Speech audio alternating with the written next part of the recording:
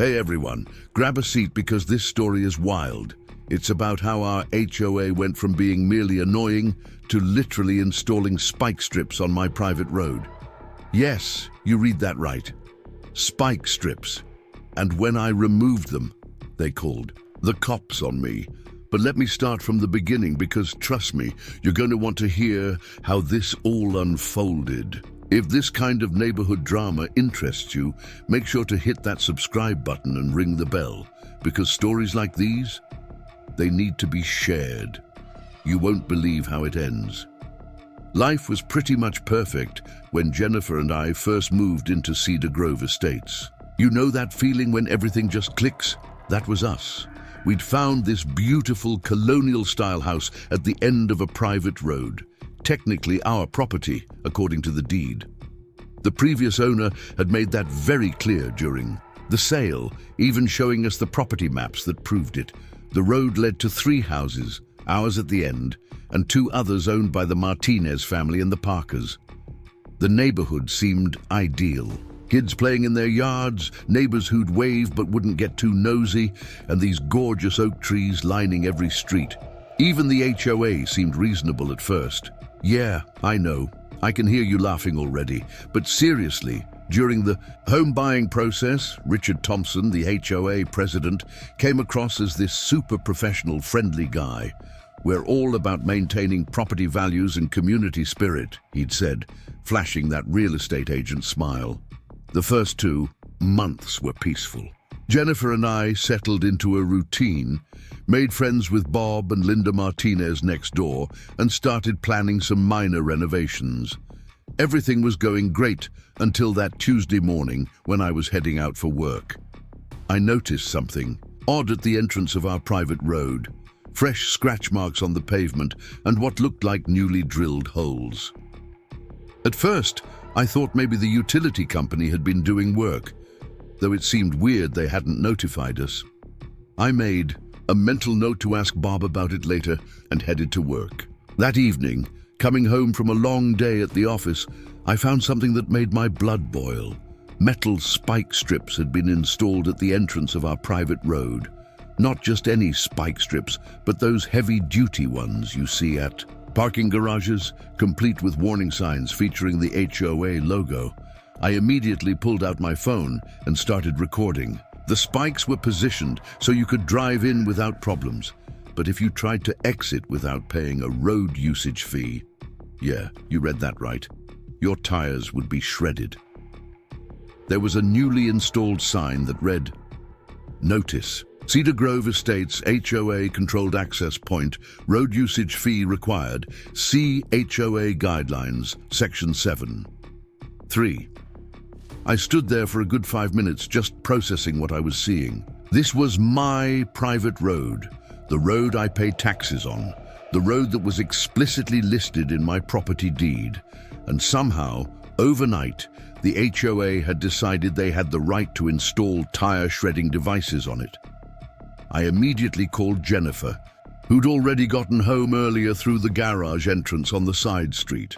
"Jen, you're not going to believe this," I started, but she cut me off. "Mark, Rick Thompson just dropped off this letter. You need to see this."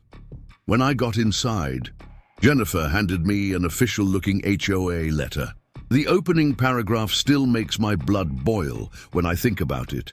"Dear Cedar Grove Estates resident, as part of our new Community Access Control Initiative, CACI, the HOA board has implemented security measures on all community roads, including private access ways. A road usage fee of $50 per month will be collected from all residents using these access points. This is non-negotiable, and failure to comply will result in immediate fines and possible vehicle damage, for which the HOA bears no responsibility." I couldn't even finish reading. "They can't do this," I said to Jennifer. "This is literally our property." That's when our neighbor Bob Martinez came over, looking as confused and angry as I felt. "Did you guys get the letter too? Steve Parker is furious. He's been a real estate lawyer for 30 years and says this is completely illegal." And that's how it started. What began as a seemingly normal Tuesday turned into the beginning of a months-long battle that would involve the police, lawyers, and eventually the entire community. But here's the thing. Richard Thompson and his HOA crew had no idea who they were dealing with. I'm not the type to back down when someone tries to bully me, especially not on my own property. After that shocking discovery of the spike strips, I knew I needed to approach this systematically. The next morning, I woke up early, determined to understand exactly what we were dealing with. Let me tell you, what I found was more bizarre than I could have imagined. First thing first, I pulled out our property documents. This wasn't just about being right. I needed concrete proof. The deed clearly showed the private road was part of our property, with a shared access agreement for the Martinez and Parker families.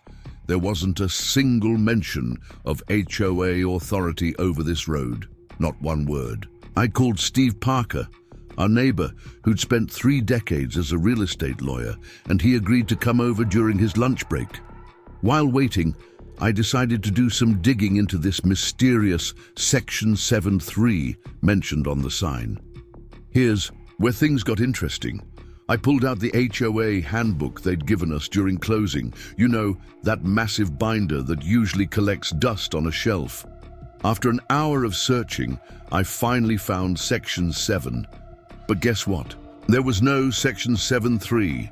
The section jumped from 7.2 to 7.4. Either this was some kind of weird typo, or they were literally making up rules that didn't exist. Jennifer, bless her investigative spirit, had started her own research. She'd been scrolling through the community Facebook group and found something fascinating. Apparently, 3 months ago, during a board meeting we hadn't attended because we hadn't moved in yet, Richard Thompson had proposed a comprehensive security upgrade for the neighborhood. But get this, according to the meeting minutes, someone had posted it was voted down due to budget concerns. When Steve arrived, he took one look at our documents and nearly choked on his coffee. "Mark," he said, spreading the papers across our dining room table, "this isn't just HOA overreach. This is straight up illegal. They're essentially installing a toll booth on private property without consent." But what Steve said next really got my attention.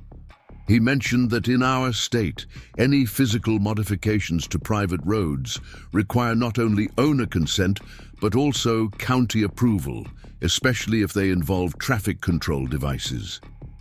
"Did they get permits for this?" he asked. That question sent me down another rabbit hole. I called the county office that afternoon and spoke with a very interested clerk named Janet. She couldn't find any permit applications from Cedar Grove Estates HOA for road modifications, let alone approval for spike strips. "Sir," she said, "we would never approve spike strips for residential use. That's a massive liability issue." While I was on the phone with the county, Jennifer texted me a photo that made everything even more suspicious.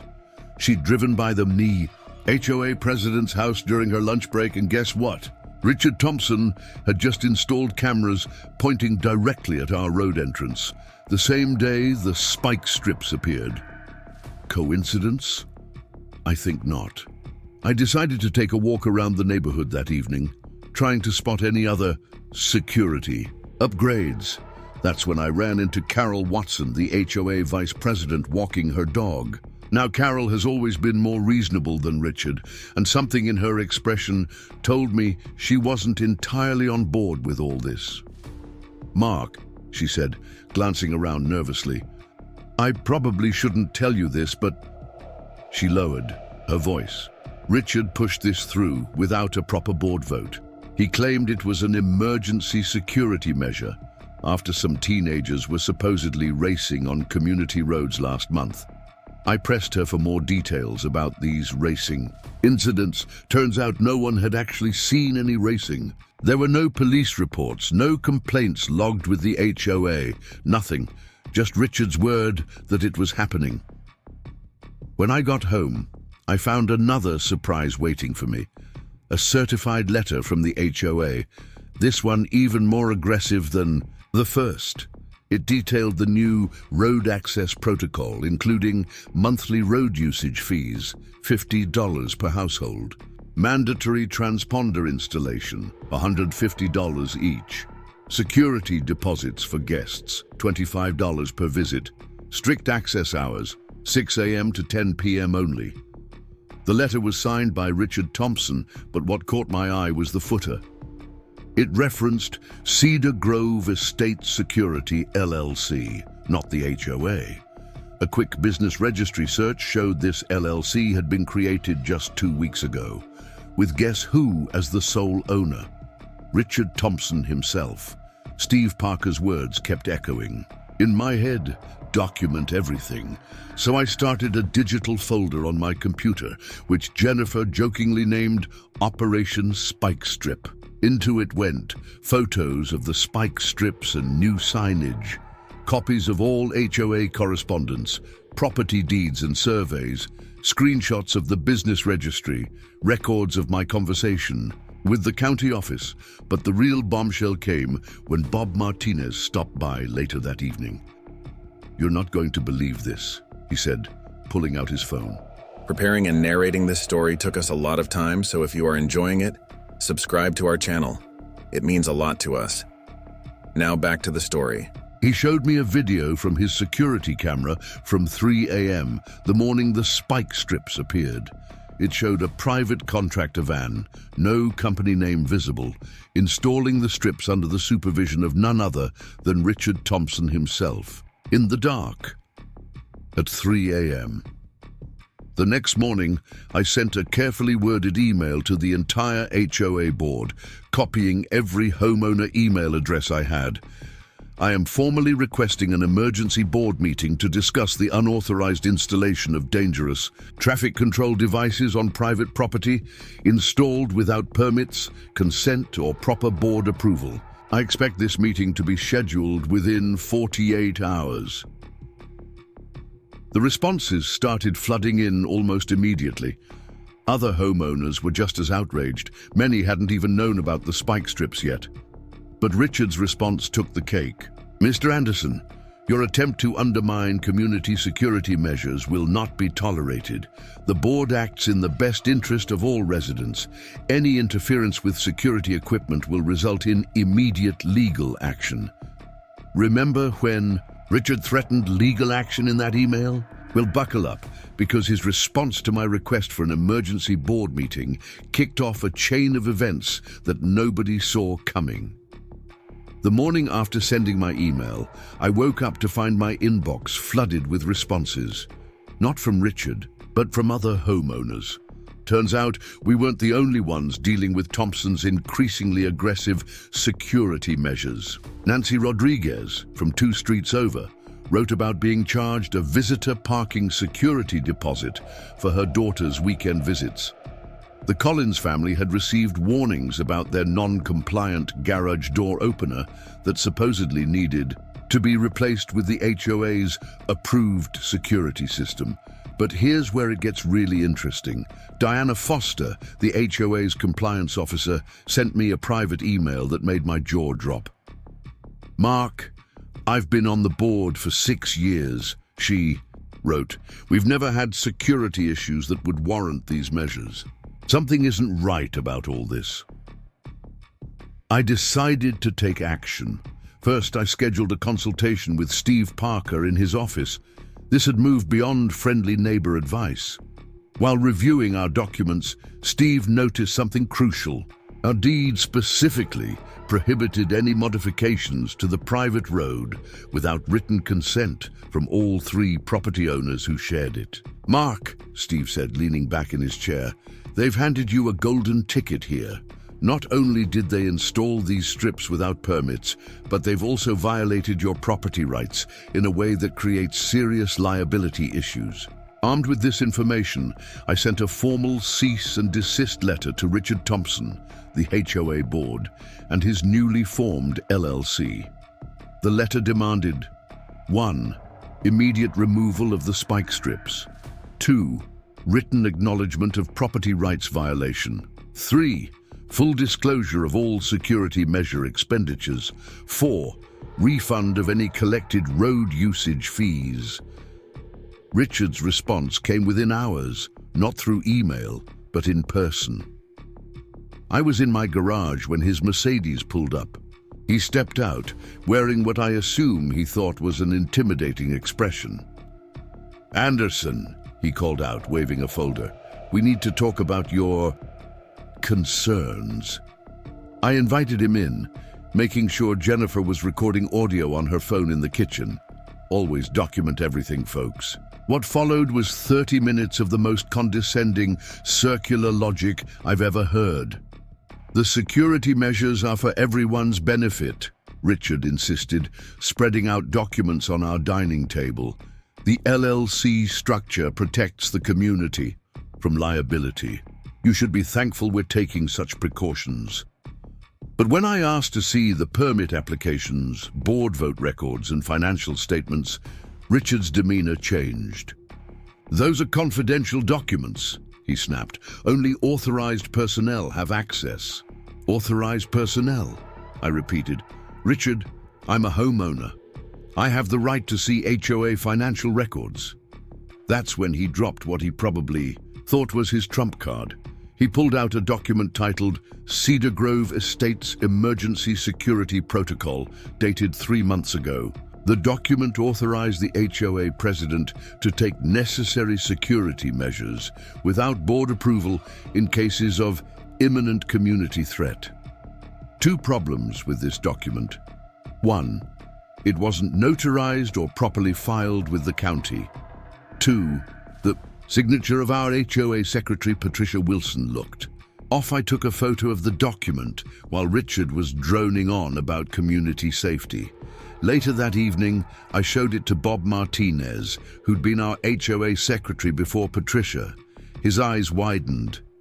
"Mark," he said quietly, "Pat's been in Florida, caring for her mother for the past 4 months.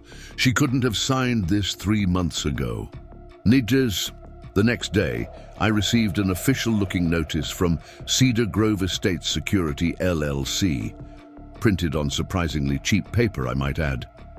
It stated that due to my antagonistic stance toward community safety, my road usage fees were being doubled to $100 per month, with a mandatory $500 security compliance deposit. I spent that evening making calls and sending emails. Jennifer, meanwhile, started a private Facebook group called Cedar Grove Homeowners United, somewhere we could share information without HOA moderation. Within 24 hours, we had 47 members. The stories that poured in were eye-opening. The Bennetts had been charged $300 for security inspection of their moving van. Margaret Williams, an 80-year-old resident, was told she needed to pay extra for her medical transport service to use the road. Ryan Collins had photographic evidence of Richard's security company van doing late-night patrols of private properties, but the real bombshell came from Greg Mitchell, the HOA treasurer. He reached out through the Facebook group with a disturbing message. The board never approved any funds for security equipment. I have no record of where these spike strips came from or who paid for them. I decided to do some digging into Cedar Grove Estates Security LLC, the business address listed on the registration, a UPS store box, the phone number, forwarded to Richard's personal cell, the company website, created 2 weeks ago with stock photos of security guards who clearly weren't patrolling our neighborhood. That night, I drafted another email to the board, this time copying our local county supervisor's office. Given the discovery of potentially fraudulent documents, unauthorized use of board member signatures, and installation of dangerous equipment, without permits or proper authorization, I am requesting an immediate audit of all HOA and related security company financials. Furthermore, I demand the removal of the illegal spike strips within 24 hours, or I will be forced to take appropriate legal action to protect my property rights. The response? Radio silence from Richard, but not from everyone else. Patricia. Wilson, our supposedly Florida-bound secretary, sent a one-line email that changed everything. My signature was forged. I've never seen that security protocol document before today. Patricia's email about her forged signature was just the tip of the iceberg. What I uncovered next made the spike strips look like a minor inconvenience in comparison. Grab your coffee, because this is where things get really interesting. After confirming Patricia's signature was forged, I knew we needed to go deeper. Jennifer suggested we treat this like a proper investigation, so we converted our home office into what she called HOA Command Center. Yeah, we might have gotten a little carried away with the code names and sticky notes on the wall, but hey, when you're dealing with corruption, you need to stay organized. First, I started researching state laws about private roads and HOA authority. This led me to discover something called the Private Road Protection Act, a state law that specifically prohibits any unauthorized modifications to private access ways. The kicker: violations could result in both civil and criminal penalties, but here's where it gets really good. While digging through county records, thank you online database, I found something bizarre. 3 months before installing the spike, Strips, Cedar Grove Estates Security LLC, had filed permits for security infrastructure, but not in our neighborhood. They filed them for a completely different community across town. The permits were denied, but the application included detailed plans for, you guessed it, spike strips and security cameras. I called the other community's HOA president, Frank Cooper, and what he told me nearly made me drop my phone. "Oh yeah, Richard Thompson," he said. "He tried to sell us on his comprehensive security package last spring, wanted to charge residents for access to their own streets. We shut that down fast." So Richard had tried this before. This wasn't just overreach. It was a calculated scheme. Armed with this information, I spent a full weekend going through every scrap of HOA documentation I could find. Jennifer thought I was obsessing, but something about those financial records Greg mentioned kept nagging at me. If the board never approved funds for security equipment, where did the money come from? That's when Susan Chen, who works at the local bank, reached out through our Facebook group with some interesting information. She couldn't give specific details due to privacy laws, but she suggested we look into when Cedar Grove Estates Security LLC opened its business account, and who else had recently opened business accounts at the same branch. Following her hint, Cedar Grove, I discovered 3 new LLCs, all registered within weeks of each other. Cedar Grove Estates Security LLC, Community Access Solutions Inc., Safe Street Management Group. All 3 listed different UPS store boxes as their business addresses. All 3 had Richard Thompson's phone number, and all 3 were selling security equipment to different HOAs in the area. I took this information to Steve Parker, who helped me draft a formal records request to the State Business Registry. What came back was golden. Richard Thompson had registered 7 different security companies in the past year, all following the same pattern. But the real breakthrough came from an unexpected source. Remember Margaret Williams, the 80-year-old resident dealing with medical transport issues? Her grandson works for the company that manufactures traffic control equipment.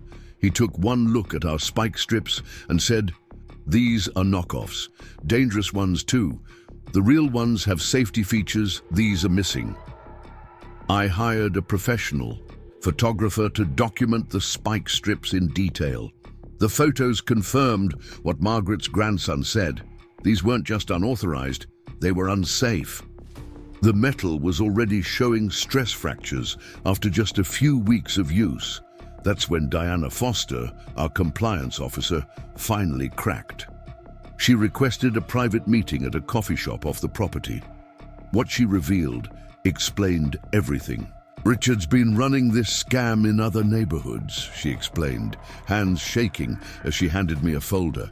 He installs the equipment through one LLC, charges residents through another, and handles maintenance through a third. The HOAs never see the full picture because everything's split between different companies. The folder contained internal emails showing Richard had ordered the spike strips from an overseas manufacturer. No safety certifications, no quality control. The total cost? $300 per unit.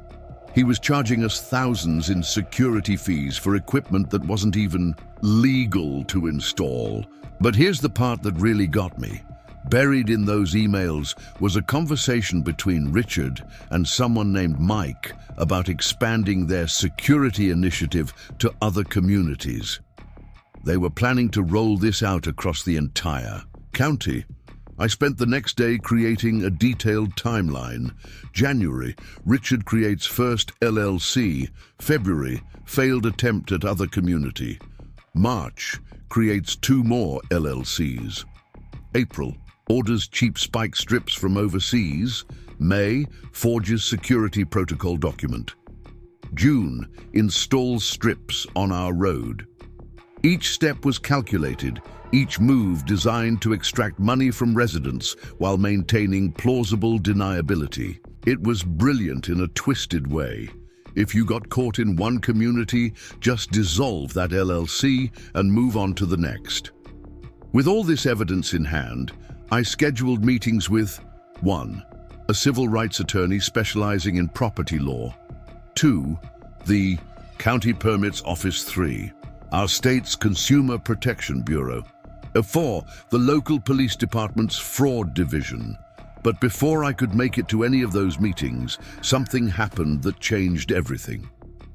At 2 a.m., my security camera caught someone trying to install additional spike strips, this time at the back entrance to our road.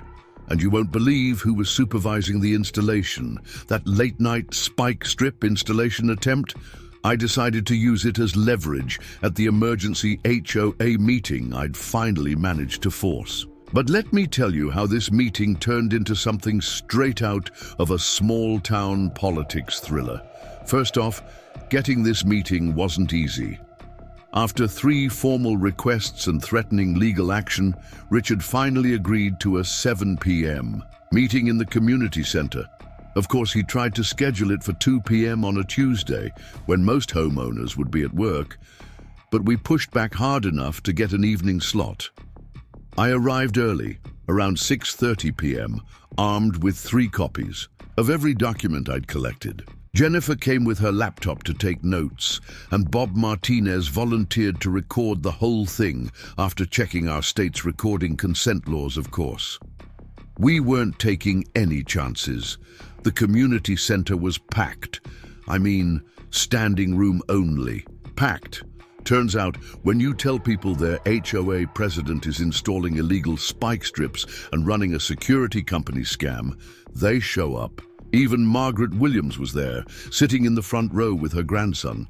Richard arrived exactly at 7 p.m., flanked by 2 guys in cheap security uniforms, obviously hired just for show.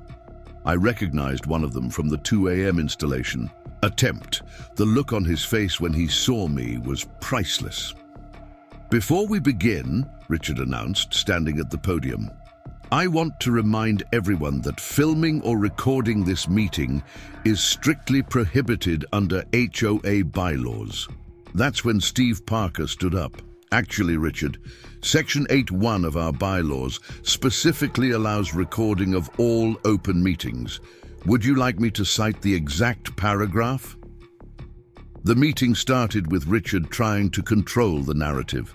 He had a PowerPoint presentation about community security initiatives and modern safety protocols. But when he clicked to the first slide, something interesting happened. The projector showed his entire desktop, including a folder labeled HOA Financials Private that was clearly open in the background. Greg Mitchell, our treasurer, noticed it too. "Richard," he interrupted, "are those the financial records you told me were lost in a computer crash last month?" The room got very quiet. Richard quickly closed the folder, but the damage was done. That's when I decided to make my move. I stood up and walked to the front of the room. "Before we continue with this presentation," I said, "I'd like to address the attempted installation of additional spike strips at 2 a.m. this morning." I connected my phone to the projector and played the security footage. The video was crystal clear. Richard supervising 2 men installing spike strips using the same cheap equipment as before. The timestamp was unmistakable, but here's the best part.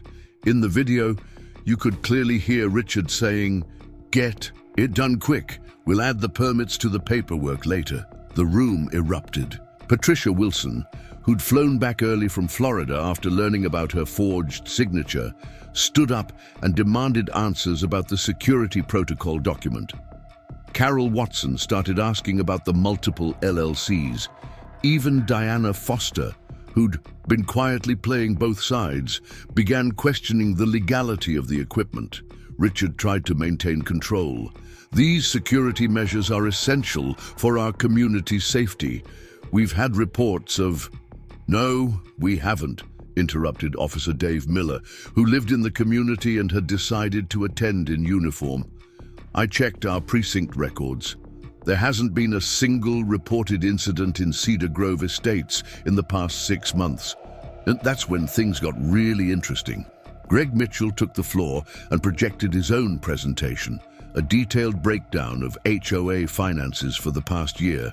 He'd been doing his own investigation, and what he found was stunning. No record of equipment purchases in HOA books, unexplained transfers to consulting services, missing maintenance fees, unauthorized security assessments. Richard's face got redder with each slide. When Greg showed a chart of identical security equipment purchases in 3 other local communities, all linked to Richard's LLCs, I thought he was going to explode. "This is a witch hunt," Richard shouted. "You're all compromising community safety. I move to adjourn this meeting immediately." "Actually," Steve Parker interjected, "according to our bylaws, you can't adjourn a meeting unilaterally when there's a motion on the floor. And I believe Mr. Anderson has the floor." I took that as my cue. I distributed copies of my evidence packet to each board member, including photos of the unsafe spike strips, documentation of Richard's multiple LLCs, copies of the forged documents, evidence of the failed permit applications in other communities, bank records showing the complicated money trail. "Ladies and gentlemen of the board," I said, "we're not just talking about unauthorized spike strips anymore. We're looking at a pattern of fraud, forgery, and potential criminal negligence." The room was dead silent. You could have heard a pin drop. That's when Richard made his biggest mistake. He tried to run. As he headed for the door, Officer Miller stepped in his way. "Mr. Thompson, I believe we need to have a conversation about filing false police reports. Remember those break-ins you reported as justification for the security upgrades? Interesting how there's no record of those calls." The meeting ended with 3 major outcomes. 1, an immediate vote to remove the spike strips. 2, a temporary suspension of Richard's HOA presidency. 3, the creation of an emergency audit committee.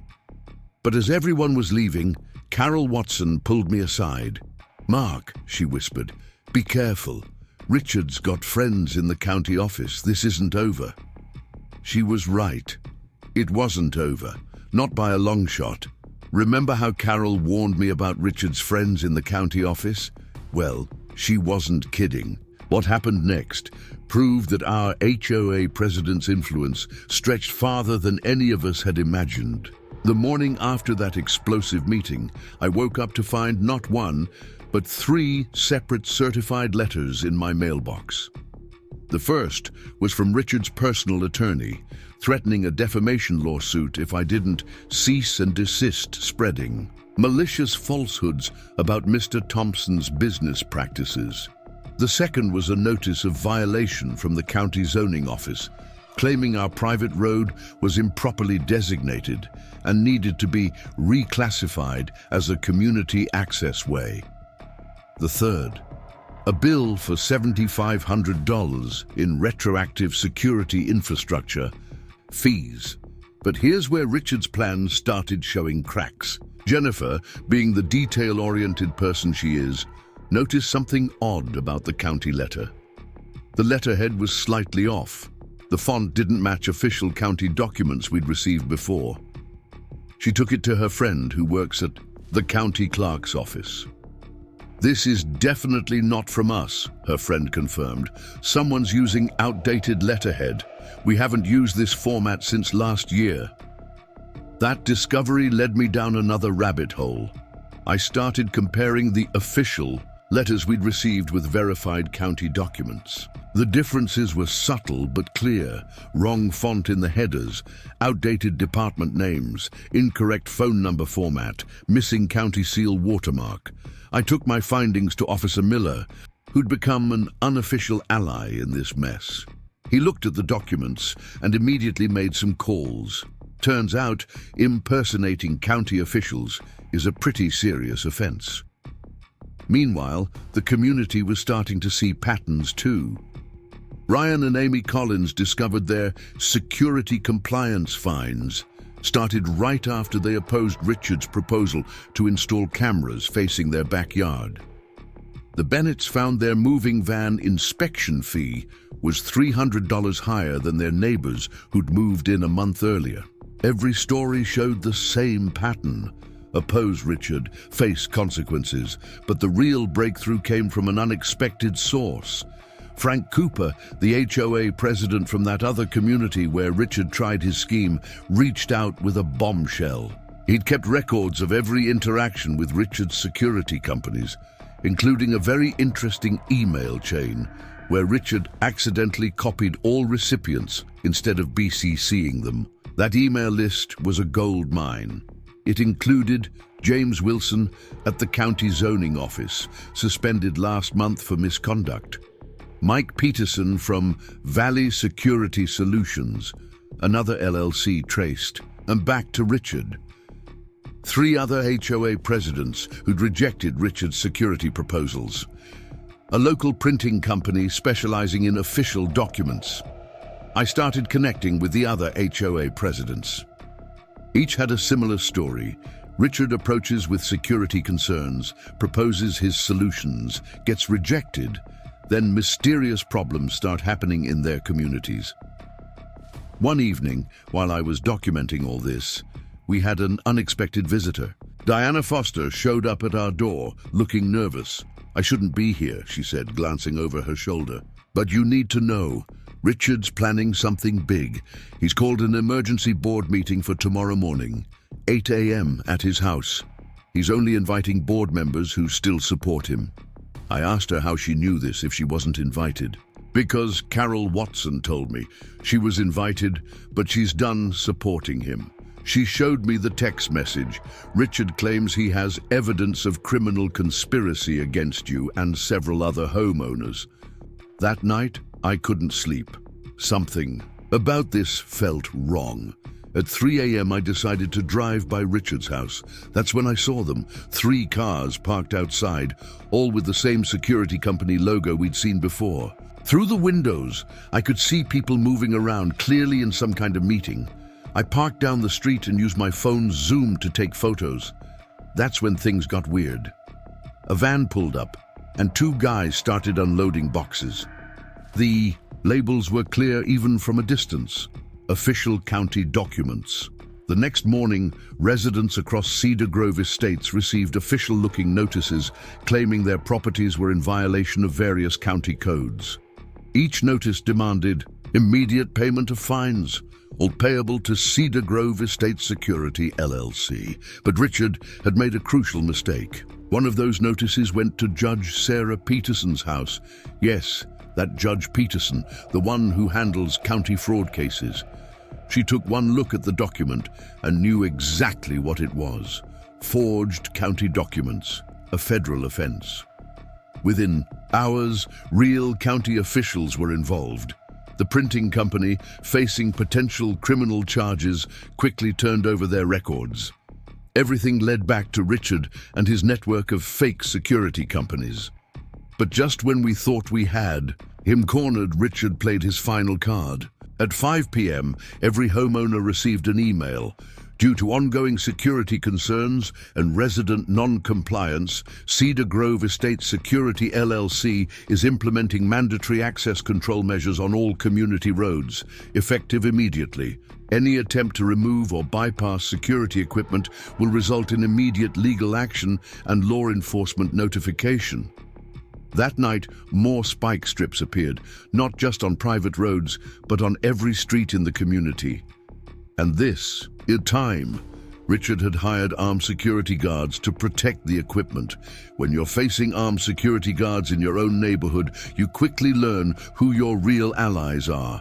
And let me tell you, what happened next showed me exactly why community matters more than any HOA regulation.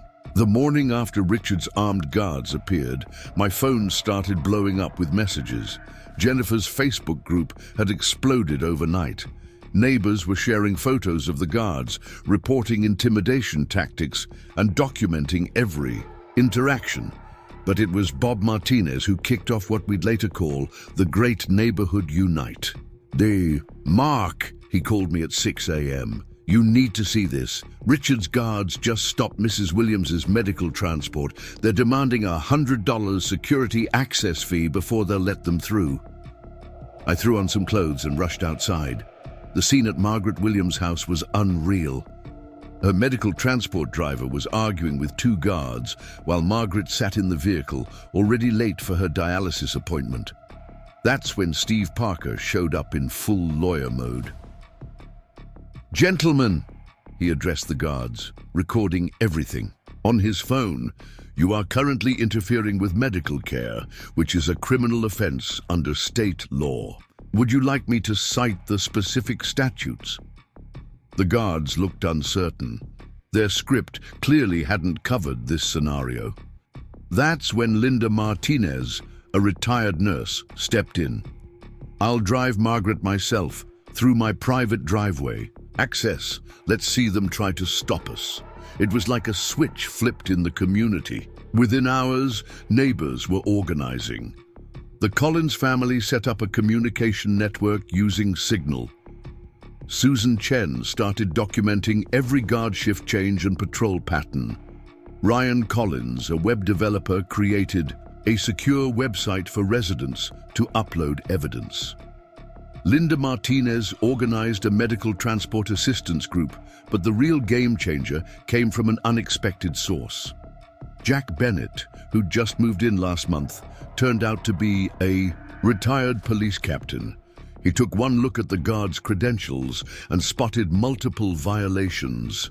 "These guys aren't licensed for armed security work," he explained during an emergency community meeting in our garage. "Their guard cards are either expired or fake. And those weapons permits, they're from out of state, not valid here." Armed with this information, we developed a three-pronged strategy. 1. Legal team led by Steve Parker. 2. Documentation team coordinated by Jennifer. 3. Community support network organized by Linda. The legal team started working on emergency injunctions. The documentation team created a shared drive of every interaction, photo and video. The support network ensured everyone, especially vulnerable residents, had safe access to their homes. But Richard wasn't backing down.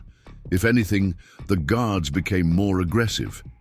They started photographing residents entering, leaving their homes, demanding ID from visitors, logging license plate numbers, installing additional cameras. That's when Patricia Wilson made a crucial discovery.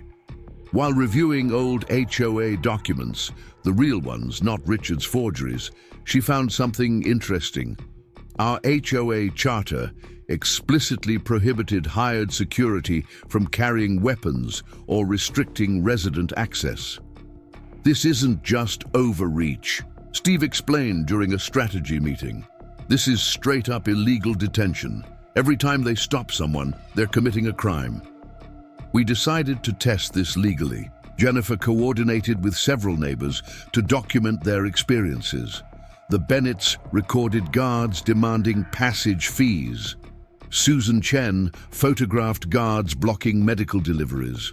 Ryan Collins documented them threatening to tow his car, but the breaking point came when they tried to stop Emma Collins from taking her kids to school.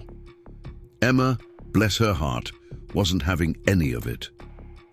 "You want to explain to a judge why you're preventing children from attending school?" she asked, filming the whole interaction. "Because I've got the district superintendent on speed dial."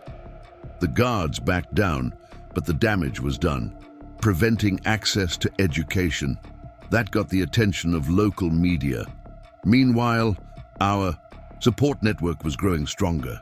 Neighbors were sharing private driveway access to bypass guards, creating carpools for elderly residents, organizing grocery runs for blocked-in neighbors, setting up a legal defense fund. Richard's response: he hired more guards and installed additional spike strips, but now he'd made a critical error. Some of the new strips were on county-maintained roads. Jack Bennett made some calls to his old police contacts. Within hours, county road maintenance showed up, backed by actual law enforcement. "These are unauthorized road hazards," the supervisor declared. "They need to come up now." When Richard's guards tried to intervene, Sergeant Sarah Johnson, a real police officer, stepped in. "Gentlemen, you have two choices. Step aside or face arrest for interfering with county operations." The guards chose option 3. They quit on the spot. Turns out, Richard hadn't been paying them properly either. As the county workers removed the spike strips, residents gathered to watch. Someone brought coffee.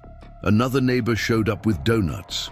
It turned into an impromptu block party, the first time many of us had really talked since this whole mess began. That's when Carol Watson approached me with a thick envelope. "Mark, you need to see these. They're records of every security fee collected. Richard's been running this through personal accounts, not HOA books." That envelope Carol Watson gave me, it contained enough financial dirt to bury Richard Thompson 10 times over. But before I could even dig into those documents, things took an even darker turn. The morning after the county removed the spike strips, I woke up to find my car wouldn't start. The mechanic's diagnosis: someone had poured sugar in my gas tank. Overnight, the security cameras Jennifer had installed caught the whole thing, one of Richard's former guards clearly following orders. But here's where Richard's intimidation tactics backfired spectacularly. When I opened my front door to deal with the car situation, I found Bob and Linda Martinez, the Parkers, and half a dozen other neighbors already gathered on my driveway. "We're taking shifts," Bob explained, holding up his morning coffee. "After what happened to your car, we set up a neighborhood watch, real one, not Richard's version. While my neighbors were watching my back, Jennifer and I started going through Carol's financial records. What we found was staggering. Over $175,000 in security fees collected. Multiple personal accounts under different LLC names. Kickbacks from the security guard company, forged board approvals for equipment purchases, hidden accounts in 3 different banks. But the smoking gun: a series of emails between Richard and someone named Marcus Chen at Global Security Solutions. They detailed a plan to roll out similar security programs in HOAs across 5 counties, complete with profit projections and kickback schedules. I took copies of everything to Steve Parker, who immediately recognized the bigger picture. "Mark," he said, spreading the documents across his desk, "this isn't just HOA fraud anymore. This is interstate wire fraud. Marcus Chen is based in Nevada. That makes this federal." While Steve was making calls to federal authorities, things got weird at Cedar Grove Estates. Richard, apparently realizing his security guard strategy had failed, switched to psychological warfare. Spotlights installed facing select homes. Constant security photos being taken. Strange. Cars slowly driving by. Late-night inspections. but his biggest mistake, targeting Jennifer's elderly parents during their visit. They were stopped by Richard himself, who demanded to see their visitor credentials and tried to charge them a $200 temporary access fee. Jennifer, who'd been remarkably patient throughout this whole ordeal, finally snapped. She marched straight to Richard's house, phone recording everything, and found him hosting some sort of business meeting on his front porch. "Hey, Richard," she called out loud enough for his guests to hear. "Want to explain why you're charging senior citizens to visit their daughter? Or should we discuss the sugar in my husband's gas tank?" Richard's business associates, who turned out to be potential investors in his security company scheme, looked mighty uncomfortable. One of them actually packed up and left on the spot. That's when Richard made his fatal error. He sent a mass email to all residents, claiming he had photographic evidence of various homeowners engaged in criminal conspiracy against the HOA. The email included photos of our neighborhood meetings, suggesting we were planning something sinister. Within hours, 3 things happened. 1. Steve Parker filed for an emergency injunction. 2. Jack Bennett contacted his FBI friends. 3. Judge Peterson issued a restraining order against Richard, but Richard wasn't done. He called an emergency board meeting at 11 p.m. in his garage. Only 4 people showed up: Richard, 2 remaining loyal board members, and Diana Foster, who was still playing double agent for us. According to Diana, Richard was unraveling. He spent the meeting ranting about community traitors and unveiling his new plan, installing automated gates on every street with access controlled exclusively by his security company. The next morning, construction equipment appeared at the neighborhood entrances. Richard had actually hired contractors to begin gate installation without permits, board approval, or homeowner consent. That's when the FBI showed up. 2 agents in suits, asking very specific questions about interstate, security companies, and wire transfers. Turns out, Marcus Chen wasn't just Richard's business partner. He was already under investigation for running similar scams in other states. Richard's response: he barricaded himself in his house, refusing to come out even when the agents presented a warrant. The standoff lasted 6 hours, during which time we learned Richard had been running similar schemes in 2 other states. His security company licenses were all fake. The armed guards had been hired through a shell company. Multiple HOAs had fallen for his scam. Finally, Richard emerged. Not because of the FBI, but because Margaret Williams's grandson had organized a peaceful protest on his front lawn. 30 residents, mostly seniors, sitting in lawn chairs, holding signs about medical access and forged documents. The sight of Margaret Williams, oxygen tank and all, sitting there with her HOA fraud is elder abuse sign, finally broke him. Richard came out screaming about conspiracies and property values, all caught on multiple cameras. That's when Agent Sarah Thompson, no relation to Richard, stepped in with handcuffs, reading him his rights while our entire community watched. But here's the twist. As they were leading Richard away, he started laughing. "You don't get it, do you?" he shouted. "The money's already gone, and wait until you see what happens to your property values now." Richard's cryptic warning about the missing money and property values. That led us down the deepest rabbit hole yet, and what we found makes everything that came before look like a warm-up act. After Richard's arrest, Jennifer and I were going through our HOA command center, yes, we still called it that, when Greg Mitchell, our treasurer, burst in with his laptop. "You need to see this," he said, pulling up a spreadsheet. "I've been tracking every penny since this started, and something's not adding up. The security fees, they're just the beginning." Greg had created a detailed financial timeline. January, normal HOA operations, standard budget. February, first unusual transfers to consulting services. March, security company formation. April, massive spike in collected fees. May, money starts disappearing. But here's where it got interesting. The money wasn't just going to Richard's security companies. It was flowing through a complex network of shell companies, fake consulting firms, offshore accounts, property management groups. Susan Chen, using her banking experience, helped us map it out. For every dollar collected in security fees, only about 10 cents went to actual security equipment. The rest disappeared into this labyrinth of fake businesses. This is classic money laundering, Agent Thompson explained during our next meeting. But the question is, what's the money really for? That's when Carol Watson made another crucial discovery. Remember those property value comments Richard made? She found a connection. "Look at this," she said, pulling up the county property records. In the past 6 months, 3 different investment groups have been buying homes in neighboring communities. All 3 trace back to companies Richard's associated with. The pattern was brilliant in its simplicity.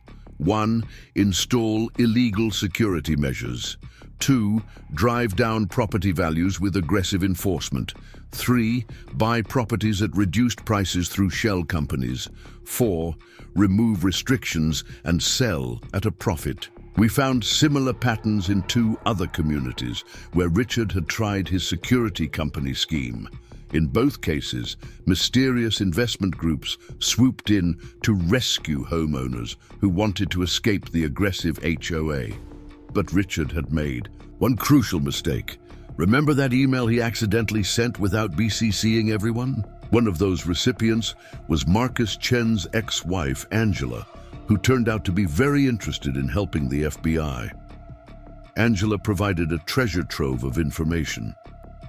Business plans for the security company scheme, lists of target communities, bank account details, partner names, and shell companies. While the FBI was building their case, we focused on protecting our community. Jennifer organized an emergency HOA meeting, a real one this time, in the community center, properly noticed and recorded. The turnout was incredible. Every homeowner showed up, along with local news reporters, FBI agents, county officials, real estate attorneys. Greg presented his findings, first showing exactly how much money had been stolen from our community. The total, over $450,000 in just 6 months. Then Steve Parker took the floor with some shocking revelations. Richard didn't actually own his house.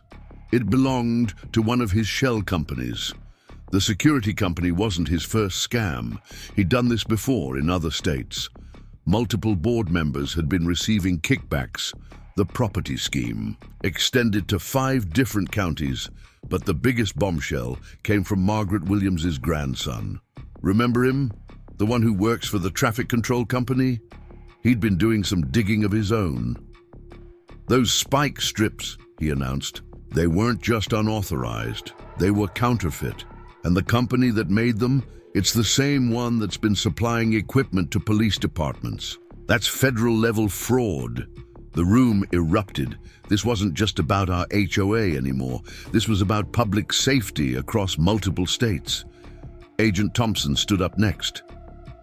"Ladies and gentlemen," she said, "what you've uncovered here isn't just one man's scheme. It's part of a larger criminal enterprise. We've been tracking similar operations across 3 states. She pulled up a map showing identical patterns: HOA takeovers, security company formations, property value manipulation, real estate schemes. But here's where it gets personal. Remember those cameras Richard installed? Turns out they weren't just for show. He'd been collecting data on residents, work schedules, visitors, package deliveries, daily routines. "This isn't just about money," Agent Thompson explained.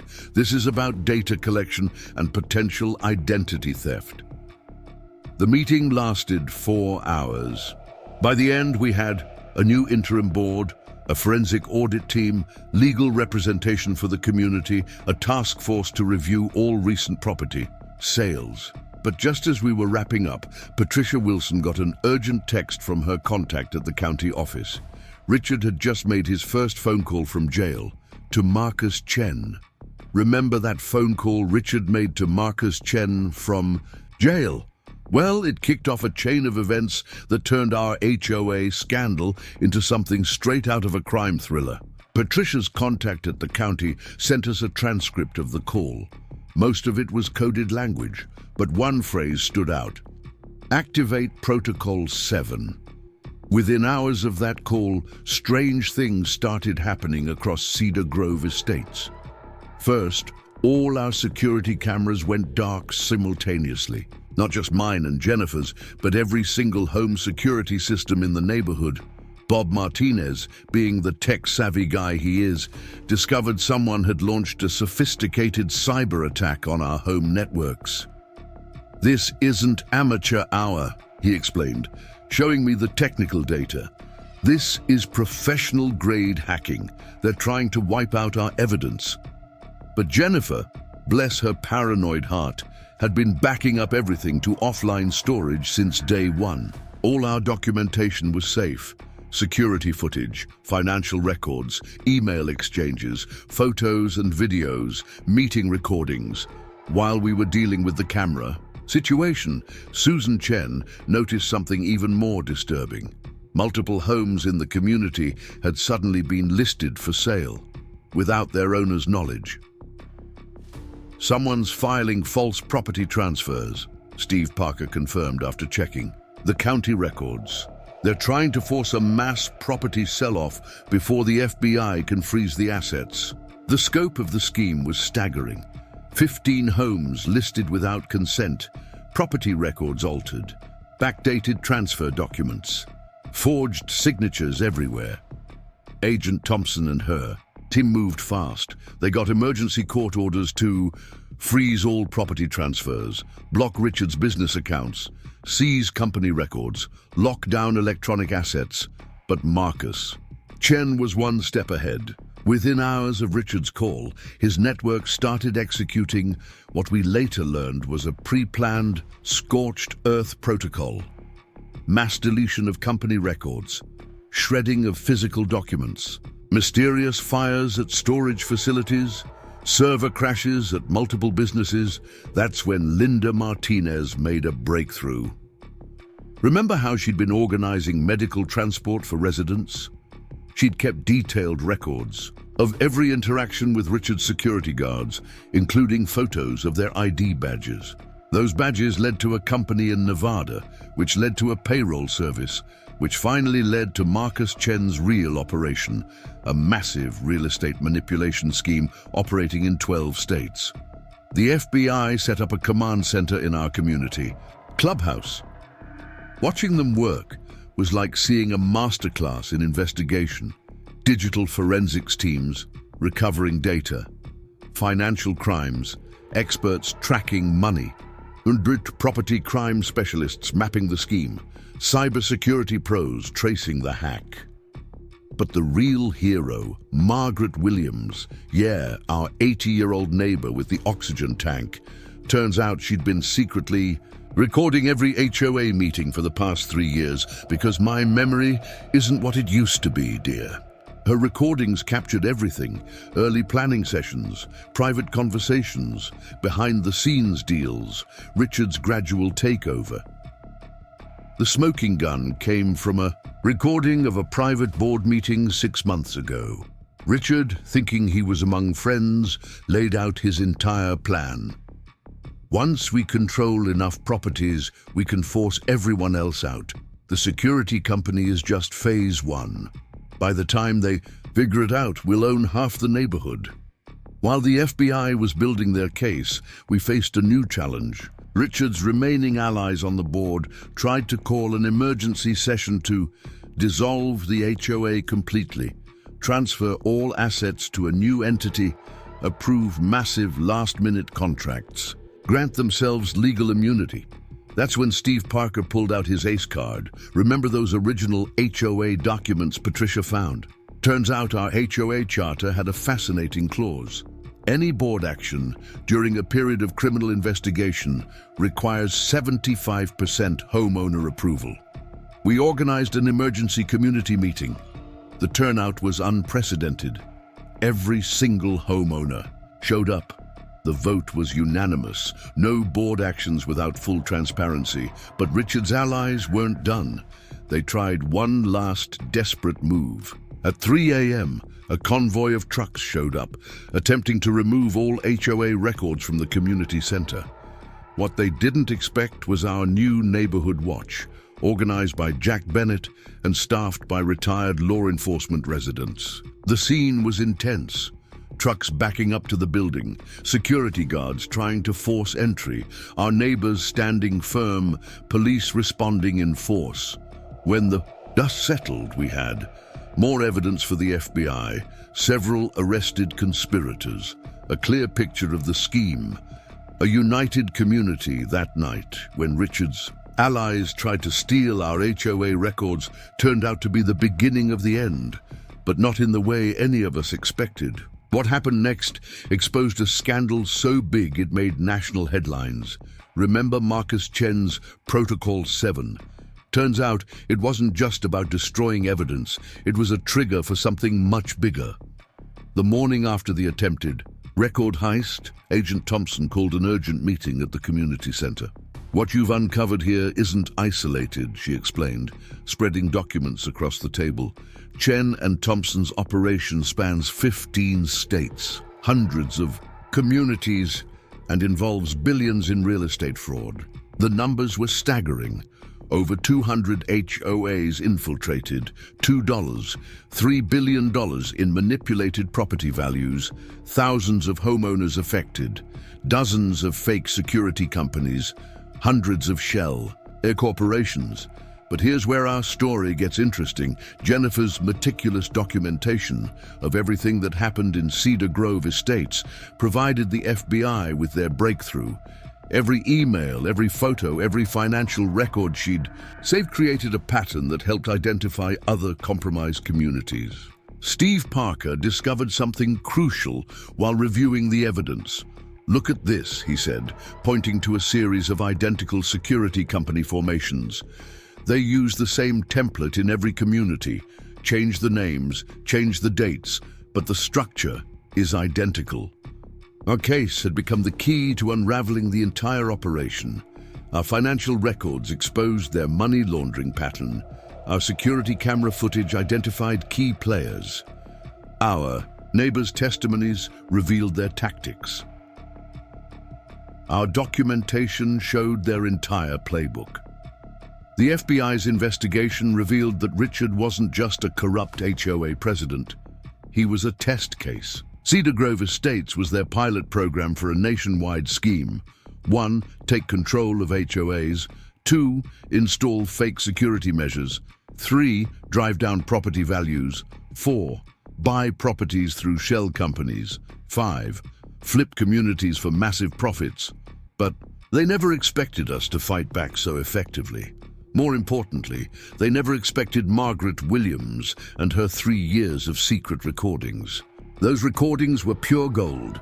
They caught Richard and his associates discussing future target communities, political connections, bribery schemes, money laundering plans. The dominoes started falling. Marcus Chen was arrested in Nevada. Richard's political allies started resigning. Shell companies began dissolving. Hidden accounts were exposed. But the real victory came from an unexpected source. Remember Carol Watson, our vice president who'd been playing both sides? She hadn't just been gathering evidence, she'd been working with state legislators. "We need to make sure this never happens again," she announced at our next community meeting. She'd helped draft new state legislation, stricter HOA oversight, required financial audits, enhanced homeowner protections, criminal penalties for HOA fraud.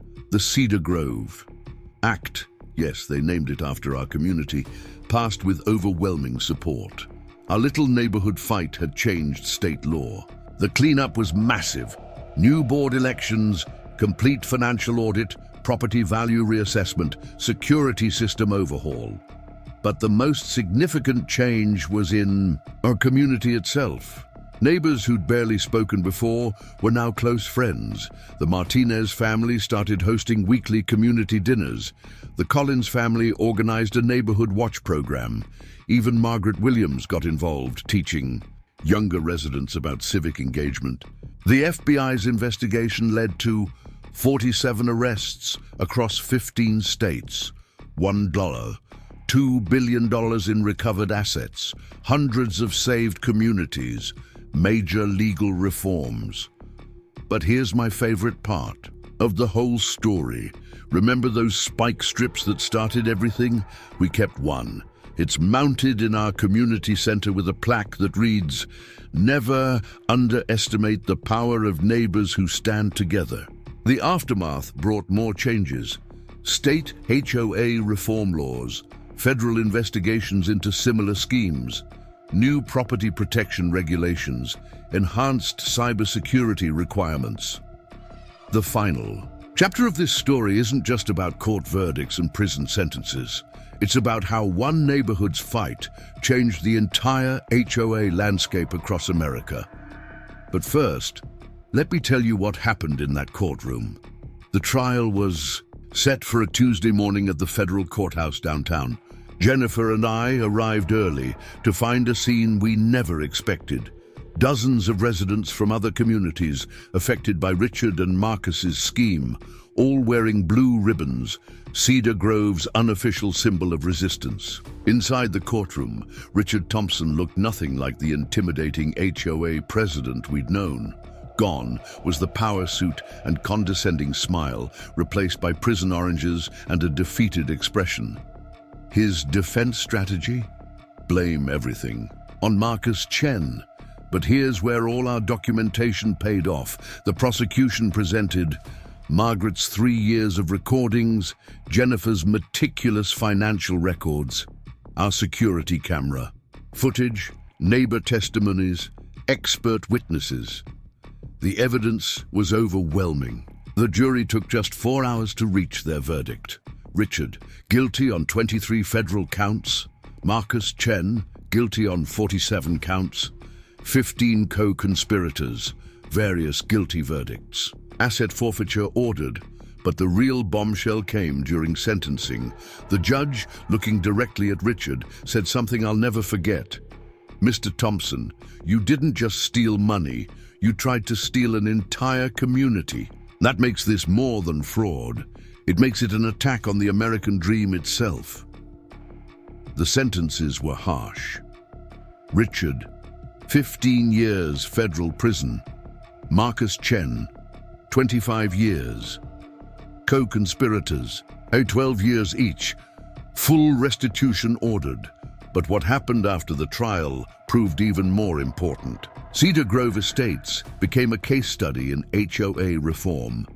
Law schools teaching our case, state legislatures studying our documentation, federal agencies updating regulations, community organizations learning our strategies. The recovered money went back to affected homeowners, community restoration, legal defense funds, anti-fraud programs. Our community transformed. Monthly town halls replaced hostile HOA meetings. Transparent financial reporting became standard. Security measures were democratically decided. Neighbors actually became friends. Remember that folder Jennifer started, Operation Spike Strip? It's now part of a training program for HOA board members nationwide. Our experience created a blueprint for fighting corruption. 1. Document everything. 2. Build community alliances. 3. Know your rights. 4. Stand together. 5. Never give up. The Cedar Grove Act sparked similar legislation in 12 other states. Key provisions include mandatory financial audits, board term limits, homeowner voting rights, anti-retaliation protections. But my favorite outcome. Last month, Margaret Williams celebrated her 81st birthday. The entire neighborhood gathered in the community center. Yes, the one with the mounted spike strip. She looked at that plaque and said something profound. Sometimes it takes a threat to show you the strength you already had. Cedar Grove Estates today is different. Property values recovered and increased. New security system, properly approved. Active community engagement, strong neighbor relationships. The FBI still uses our case to train agents about real estate fraud. Agent Thompson told me recently that they've prevented similar schemes in over 30 communities thanks to our documentation. As for Richard, last we heard he's teaching prison seminars on ethics in business, to talk about irony. Up next, you've got two more standout stories right on your screen. If this one hit the mark, you won't want to pass these up. Just click and check them out. Remember to like and subscribe for more real stories about standing up to corruption and building stronger communities. Don't forget to hit that notification bell to catch my next video as soon as it drops. Drop a comment below sharing your own HOA stories, good or bad. What did your community do to stay strong? How did you handle conflicts? Let's keep building this network of informed homeowners supporting each other. Thanks for joining me on this wild ride. Sometimes the craziest stories are the ones that teach us the most important lessons. Stay vigilant, stay united, and never be afraid to stand up for what's right. See you in the next video.